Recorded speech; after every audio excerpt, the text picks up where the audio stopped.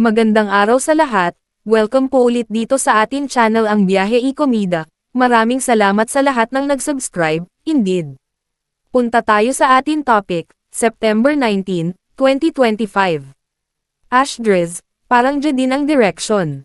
Sina Ashtain Olvega at Andres Mulak na kaya ang next hottest love team ng bansa.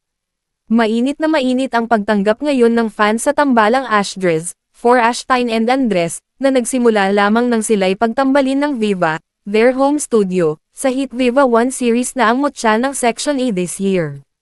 Dahil sa mabilis na pag-grow ng fanbase ng dalawa at pagiging hit ng ang mutya ng Section E, hindi nag-atubili si Boss Vic Del Rosario na sugulan ang dalawa sa kanilang una-unahang pelikula, bilang love team, sa pamamagitan ng Minamahal, 100 bulaklak para kay Luna mula sa panulat at direksyon ni Jason Paul Laksamana na nakatakdang ipalabas sa mga sinehan sa darating na September 24, 2025. Ultimo sina Ashtain at Andres ay hindi makapaniwala na kakagatin ng husto ang kanilang unang serye. Proud naman kay Andres ang kanyang celebrity parents, si Aga Mulak at Charlene Gonzalez dahil sa mabilis na pag-angat ng career ng twin brother ni Atasha Mulak considering na ngayong taon lamang siya nagsimula after signing up with Viva for a management contract.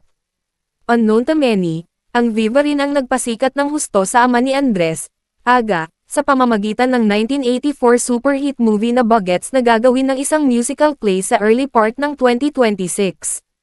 Habang nasa kalagitnaan ng promo ang movie ng Ashdres including Cebu and Iloilo na kanilang dinalaw over the weekend, naisingit naman ni Ashtain ang launching ng popular Japanese restaurant na Batejo, ang Donberry Rice Bowls with her as their newest celebrity endorser. Tamang-tama naman ang pagkakahirang kay Ashtain bilang bagong mukha ng Donberry Rice Bowls dahil paborito niya ang mga ito for takeout and delivery lalo na kapag siya'y nasa taping or shooting and is served hot dahil sa kakaibang packaging ng takeout box nito. Ang launching nito with Ashtain ay ginanap sa Viva Cafe nung isang araw, September 17, 2025, na dinagsa ng kanyang loyal fans mula sa iba't ibang organisasyon. Samantala, ang nakikitang popularity ngayon nina Ashtain at Andres ay maihahalin tulad nung nagsisimula pa lamang ang tambalan nina James Reid at Nadine Lustre noong 2014 sa pamamagitan ng pelikulang Diary ng Pangit na siyang naging instrumento ng kanilang tuloy-tuloy na pagsikat until the sudden fallout ng kanilang tambalan dahil na rin sa kanilang personal na hiwalayan bilang magkasintahan in 2018. E-click ang mga link sa description box sa ibaba.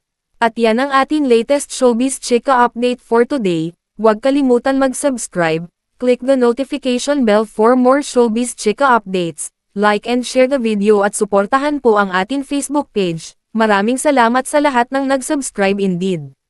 Magandang buhay sa lahat, adios!